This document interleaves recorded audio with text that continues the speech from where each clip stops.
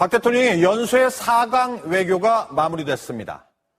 러시아, 중국, 미국, 그리고 오늘 일본까지 일주일도 안 된 기간에 한반도 주변 4강과 모두 만났는데요. 중국과 러시아로부터도 북핵을 용인할 수 없다는 북핵 불용 합의를 이끌어냈고요. 또 하나 눈에 띄는 건 한미 정상회담에서 두 정상이 확장 억제라는 개념을 적극 운용하겠다고 처음으로 언급한 겁니다. 자세한 내용 박성준 기자가 보도합니다. 한미 정상은 확장 억제 개념을 공식 언급했습니다. 우리 두 정상은 사드 배치를 포함한 연합 방위력 증강 및 확장 억제를 통해서 강력한 억지력을 유지해 나가기로 하였습니다. 확장 억제는 핵 공격으로부터 미국이 미 본토를 지키듯이 동맹국 한국의 영토를 보호하고 적의 공격 시 보복한다는 해구산을 넘어 공격 징후 포착 시 선제 타격한다는 개념 틀입니다. 북한의 핵도발 징후 포착 시 미군의 폭격기와 핵잠수함 등의 전략 자산들이 선제 타격에 나서게 되는 것입니다. 한미 양국은 지난 2006년 북한 제1차 핵실험 이후 이 개념을 명문화했습니다. 청와대 관계자는 이번에 두 정상의 언급을 통해 그 수단들을 더욱 원활하고 적극적으로 운용하게 될 것이라고 설명했습니다. 전략 자산의 배치나 운용 횟수를 늘릴 수 있다는 의미로 해석됩니다. Our commitment to the defense and security of North Korea, including extended deterrence, is unwavering. 또 북핵, 미사일이 고도화되는 상황에서 사드는 물론 징후 포착 시 선제 타격 수단도 필수적이라는 것이 박 대통령의 인식이라고 설명했습니다. 무모한 도발을 지속하는 것은 자멸을 초래하는 길임을 강력히 경고합니다. 이런 움직임은 중국과 러시아에게도 상당한 압박으로 작용할 전망입니다. 청와대는 이번에 러중미일 주변 4개국 정상과의 만남이 차례로 이루어진 것은 전례가 없는 것으로 안보 상황의 엄중함을 반영한다고 설명했습니다. BNT 안에서 MBC 뉴스 박성준입니다. 북한의 핵 미사일 문제의 엄중함과 시급함에 공감하며 양국 간 공조 강화 방안을 집중 논의했습니다. 특히 그제 북한의 미사일 기습 발사 등 북한의 잇단 도발을 강력 규탄했습니다. 한미일 3국이 북핵 위협에 대한 군사 대응 체제를 더욱 확고히 하기 위한 논의를 이어가기로 했고 북한의 고립을 심화시키기 위한 강력한 추가 제재 방안도 논의한 것으로 전해졌습니다. 아베 총리는 또 올해 말 일본에서 개최될 한중일 정상회의에 박 대통령의 참석을 요청했습니다. 앞서 한 아세안 정상회의와 아세안 플러스 한중일 정상회의도 잇따라 열렸습니다. 지난 1년간의 협력 성과를 비롯해 미래 협력 청사진 등이 논의됐고 박 대통령은 위기 대응을 위한 국가 간 협력 강화를 강조했습니다. 전 지구적이면서 동시다발적이라는 특성을 보이고 있기 때문에 국가 간 협력을 통한 대응이 무엇보다 중요합니다. 박 대통령은 내일은 아세안과 미중일러가 모두 참석하는 동아시아 정상회의에서 안보리 결의의 충실한 이행과 북핵 불용의 확고한 메시지를 다시 한번 강조할 예정입니다. BNT 안에서 MBC 뉴스 조영익입니다. 유엔 안보리는 지난 5일 북한 미사일 발사를 강력히 규탄하는 성명을 만장일치로 채택했습니다. 특히 이번엔 중국이 성명에 즉각 합의했는데 이 중국의 태도에 변화가 생긴 건지 관심이 집중되고 있습니다. 뉴욕 이진희 특파원입니다. 북한의 탄도미사일 발사를 규탄하는 유엔 안전보장이사회의 언론 성명은 만장일치로 채택됐습니다. 15개 안보리 이사국들은 어느 때보다 강경한 태도로 북한을 규탄했습니다. The members of the Security Council strongly condemned the ballistic missile launches conducted by the Democratic People's Republic of Korea. 특히 중국이 성명 채택에 즉각 합의한 점이 눈에 띕니다.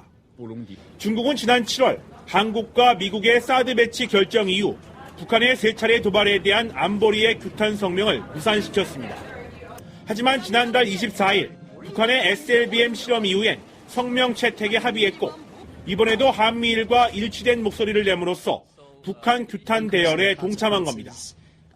우선은 항저우 G20 정상회의가 한창 진행되는 와중에 북한이 도발을 감행한 데 대한 불쾌감이 작용한 것으로 보입니다. 또 국제사회에서 책임 있는 역할을 수행하고 있다는 모습을 보여주면서 사드 배치를 둘러싼 국제 여론전에 대비해 북한을 무조건 감싸고 돈다는 지적에서 자유로워지려는 포석이라는 분석도 나오고 있습니다. 중국의 태도 변화가 사드 배치 논란 이후 다소 느슨해진 대북 제재의 고삐를 다시 움켜쥐는 방향으로 나아갈지 주목됩니다. 뉴욕에서 MBC 뉴스 이진입니다. 다음 소식입니다. 라오스를 방문 중인 박근혜 대통령이 오늘은 아베 일본 총리와 한일 정상회담을 했습니다. 두 정상은 북한의 핵과 미사일 도발에 대해 긴밀히 협력하기로 했습니다. 비엔테안에서 김병영 기자의 보도입니다. 지난 3월 해관보 정상회의 뒤 5달여 만에 다시 만난 박근혜 대통령과 아베 총리는 33분간 긴밀한 대화를 이어갔습니다. 두 정상은 고도화되고 있는 북핵과 미사일 도발이 두 나라 안전에 심각한 위협이 되고 있다고 강력히 규탄하고 한미일 3국 공조를 바탕으로 긴밀히 대응해 나가기로 했습니다. 한일 양국 모두에게 심각한 위협이 되고 있는데 이런 북한 도발에 대한 대응은 물론이고 북한 비핵화 달성을 위해서 양국이 더 긴밀하게 협력해 나갔으면 합니다. 아베 총리는 특히 일본의 배타적 경제 수역을 침범한 그제 북한의 탄도미사일 발사는 형언할 수 없는 폭거라고 비난하고 양국이 긴밀하게 대응하자고 말했습니다. 박 대통령은 한일 양국이 다양한 도전과 과제에 미래지향적으로 협력하자고 말했고 아베 총리는 한일 신시대로 가고 싶다고 답했습니다. 박 대통령은 앞서 한 아세안 정상회의와 아세안 플러스 3 정상회의에 잇따라 참석했습니다. 박 대통령은 한 아세안 관계의 역동적 발전을 언급하며 북한에 대한 단호한 대응을 호소했습니다.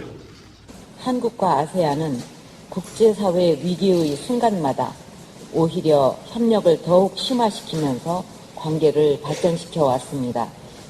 박 대통령은 내일은 미중일러 정상이 모두 참석하는 동아시아 정상회의에서 대북 제재의 확고한 이행 필요성을 거듭 강조할 예정입니다. 비엔티안에서 KBS 뉴스 김병룡입니다. 북한의 미사일 도발에 대해 유엔 안보리가 긴급회의를 열고 규탄 성명을 채택했습니다. 하지만 올해만 벌써 9차례 성명에도 북한이 도발을 계속하는 만큼 이제는 성명을 넘어선 추가적 조치를 해야 한다는 이사국들의 요구가 높았습니다. 박예수더 특파원입니다. 유엔 안보리의 대응은 신속했습니다. 북한 미사일 발사 36시간 만에 긴급회의를 열고 즉각 규탄 성명을 채택했습니다. 최근 한반도 사드 배치 반대로 성명 채택에 시간을 끌던 중국도 바로 동의했습니다. 그만큼 회의 분위기가 강경했습니다. 북한이 반복적으로 각종 미사일을 발사해 핵무기 운반 시스템 기술을 획득한다는 판단 때문입니다. Increasing the consequences pattern of using these launches to advance the capabilities of the program. 하지만 이번 성명이 벌써 올해 9번째란 점에서 과연 성명으로 북한의 도발을 멈출 수 있을 것인가 하는 우려가 커지고 있습니다. 실제로 많은 이사국들이 추가적인 중대 조치를 요구한 것으로 전해졌습니다. To think about what additional actions the Council can take in unanimity. 안보리의 다음 단계 조치란 결국 추가 제재론입니다. 그러나 역대 가장 강력한 제재로 평가받는 2270 제재의 이행과 실효성도 아직 검증되지 않은 상태입니다. 안보리가 핵실험이 아닌 미사일 발사만으로 대북 제재 결의를 한 적은 없습니다. 중국과 러시아가 추가 조치에 동의할지도 미지수입니다. 성명 무용론 속에 안보리의 고심이 깊어지고 있습니다. 뉴욕에서 KBS 뉴스 박예수. 러시아에서 열린 대규모 군사장비 전시회에 북한 군부의 실세가 나타나 눈길을 끌었습니다. 북한의 미사일 발사 시험에 김정은을 수행해온 인민무력성 부상 윤동현으로 특히 유도미사일 등에 관심을 보였습니다. 모스크바 하준수 특파원이 취재했습니다. 고성능 무기들이 위용을 과시하는 대형 전시장. 러시아가 2013년 실전 배치한 첨단 방공미사일 안테이 2500이 눈길을 끕니다. 이곳에 우리로 치면 중장 계급장을 단 북한 인민무력성의 윤동현 부상이 모습을 드러냈습니다. 혹시 둘러보시지 어쩐지 소감 좀 여쭤봐도 되겠습니까? 너무 누구나 윤동현 부상은 올 초부터 잇따른 미사일 발사 시험에 김정은을 수행해온 군부의 실세입니다. 윤동현을 필두로 한 북한 대표단은 또 다른 유도미사일에도 관심을 보였습니다. Нет, они были, проходили. Они прошли, да, попросили у нас иск и больше ничего. 북한은 러시아에서 열리는 무기 전시회와 군사 경연대회에 차관급 대표단을 보내왔습니다. 특히 전투기나 탱크, 미사일 등의 구입을 끈질기게 요구해온 것으로 알려져 있습니다. 러시아가 북한 핵에 대해서 준엄한 태도를 취하고 있고 북한과 직접적인 협력을 하지 않고 있다는 점에서 무기 체계에 관해서는 이게 좀 쉽지 않을 겁니다. 더구나 구매 조건도 외국 통화와 교환이 어려운 광물로 내겠다는 겁니다. 현실적인 제약에도 불구하고 북한은 군사기술 분야에서만큼은 러시아로부터 우호적인 분위기를 이끌어내겠다는 의도로 풀이됩니다. 모스크바에서 KBS 뉴스 하준수입니다.